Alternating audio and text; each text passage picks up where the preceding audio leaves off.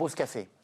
Alors aujourd'hui, Oui, attention, il va falloir mettre quelques bémols parce que Oh là oui, évidemment, sûr, évidemment. tout ça n'est pas bon pour la santé. Tout ça n'est pas très sérieux. Café main gauche, clope main droite. Ou l'inverse. Tu viens, on va descendre fumer une petite clope. Ça vous dit rien, ça? C'est un appel. Hein.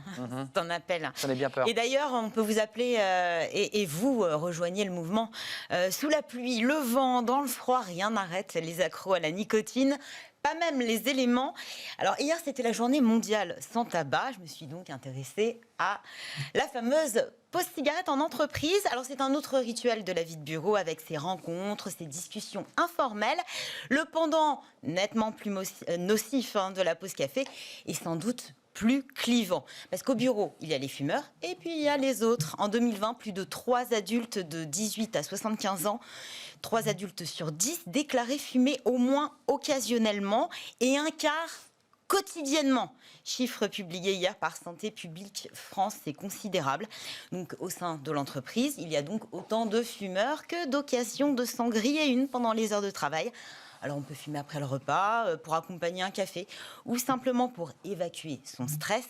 Alors il ne s'agit pas de revenir aujourd'hui sur les dangers du tabagisme, que l'on connaît bien désormais, ni de vous inciter à fumer, certainement pas. Oui. Mais en tout cas, de nous intéresser à la fameuse pause clope, celle à laquelle ça donne plus d'un quart des salariés français. Et on peut dire que ça s'est transformé en rituel. Ah oui, à l'instar de la pause café, celle de la cigarette est à la fois un plaisir solitaire, mais aussi un moment de partage. La pause clope fait ainsi des fumeurs une communauté particulière au sein de l'entreprise. On descend en groupe, en allumer une au pied de l'immeuble, dans une cour ou sur le trottoir. Fumer à l'extérieur, c'est ce que vous faites, je vous le rappelle. Vous êtes obligé de le faire depuis le 1er février 2007. Avant cela, souvenez-vous, moi, je m'en souviens plus trop. Moi, je m'en souviens très bien. Enfin, je m'en souviens pas du tout, même. Oui. Mais en tout cas, il n'était pas étonnant de voir les fumeurs invétérés tirer frénétiquement sur leurs cigarettes à leur bureau. Nuage de fumée, que ce soit dans l'open space ou dans un bureau privé. Temps aujourd'hui révolu, fort heureusement, et qui a donné lieu à ces petits attroupements, effectivement, hautement stratégiques au pied des immeubles. La pause cigarette, aussi néfaste pour la santé soit-elle, a ses raisons que la raison ignore, le besoin de nicotine, et que la raison n'ignore pas le lien social et l'échange, parce que c'est là où c'est fondamental. C'est-à-dire qu'il y a toujours un partage et de l'interaction pendant la pause cigarette. C'est vrai. Même lorsque vous descendez seul pour fumer, vous voulez une pause en solitaire, eh bien non, vous n'êtes pas à l'abri de rencontres fortuites. Et vous pouvez rencontrer aussi bien le stagiaire que le président. Et on rencontre des taxeurs Mais aussi. oui, Des taxeurs aussi. qui sont souvent repérés dans l'entreprise. Tiens, lui, il n'a jamais de d'ailleurs, ça clope. s'appelle le président, d'ailleurs. Parce que la pause fait fi de la hiérarchie. Bref, comme pour la pause café, c'est un moment où l'on se parle, on pratique le small talk, on réseaute. Exactement. On a des petites informations, oui, il suffit de traîner l'oreille. Donc forcément, cette pause est hautement stratégique. Certains disent même que des décisions importantes sont prises en bas de l'immeuble. La pause cigarette bonne pour le business, en tout cas, tous les fumeurs vous le diront. Alors, il y a le télétravail, patatras. Oui. Plus de pause clope. Oui, non, mais seul, clopes toute la journée. En solo, à la maison. Alors, elle n'a pas tout à fait la même saveur. Certains télétravailleurs ne prennent même plus la peine de sortir sur leur balcon, moins d'ouvrir la fenêtre. Ils fument pendant les réunions en visioconférence, c'est un petit peu n'importe quoi. Puis à l'abri des regards. Celui du manager notamment, bien les pauses cigarettes ont tendance à se multiplier. Plus 5 cigarettes par jour pendant le premier confinement, selon une étude publiée par Santé publique France. On ne descend pas. Mai dernier. Non, pas du tout. Oui, on fait ce qu'on veut. Et puis la pause cigarette peut consumer le temps de travail. C'est le gros reproche qu'on peut faire à la pause cigarette. Reproche fait par les employeurs et les non-fumeurs d'ailleurs. Alors sur le papier, le Code du travail prévoit une pause obligatoire de 20 minutes à partir de 6 heures de travail effectif. C'est un minimum qui peut être augmenté en fonction des conventions collectives et fractionné aussi en plusieurs fois. Donc vous pouvez descendre 10 et 10. 5 minutes. Le fait est que les fumeurs sont plus enclins à multiplier les pauses et donc grignoter un petit peu sur ces 20 minutes. Dans les faits, les collaborateurs bénéficient d'une certaine tolérance de la part des employeurs. Mais attention à la cigarette de trop.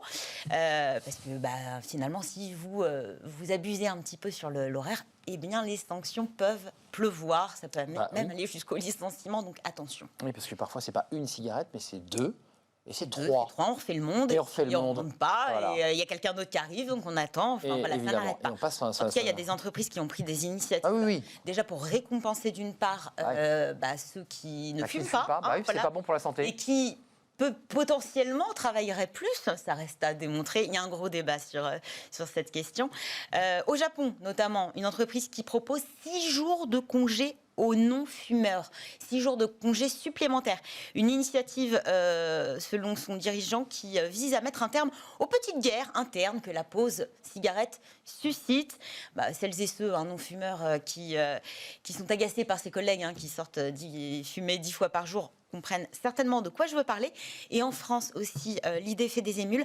Début 2020, le patron d'une entreprise spécialisée dans la rénovation énergétique, entreprise des Hauts-de-France, ce patron a lancé une belle initiative pour inciter ses collaborateurs à arrêter la cigarette. Belle promesse, un billet d'avion. Voilà, pour s'envoler loin, oublier la cigarette, écraser la dernière. En tout cas, l'offre séduisante avait convaincu tout de même 8 collaborateurs. Et puis, le billet d'avion, les non-fumeurs avaient pu aussi en bénéficier. Aller-retour, je précise. Et oui, bien sûr, ils ne partent pas là-bas. Vous partez directement à Oslo, mais vous ne revenez pas, évidemment. Voilà. Ça, c'est quand ça s'appelle se séparer des collaborateurs fumeurs. Juste Fanny, parce que tout le monde est concerné, je crois que vous l'êtes, n'oubliez pas de mettre vos mégots dans la poubelle. Toujours. Un mégot. Et puis amende, si vous mettez... Oui, enfin les amendes, mais enfin c'est surtout du bien-être. C'est des centaines de milliers de litres d'eau polluée par un seul mégot de cigarette, puisqu'il contient multiples toxiques. Je vous rappelle aussi que pour la cigarette électronique, même obligation que pour la pause cigarette. Bien sûr, on se renvoie des petits messages. Voilà. Vous les suivez évidemment peut-être à distance. L'une fume, l'autre vapote. Voilà, vous saurez tout de nos petites relations de bureau. Parce que on peut se retrouver en bas de l'immeuble. Voilà, et on peut évidemment se retrouver et refaire le monde. En bas avec d'autres outils que la cigarette, parfois même un simple café. Un simple café. Et je pense qu'elle peut être hautement stratégique si vous venez avec un café aussi. Et bien voilà, on s'est tout dit aujourd'hui. C'était important de remettre un petit peu les pendules à l'heure.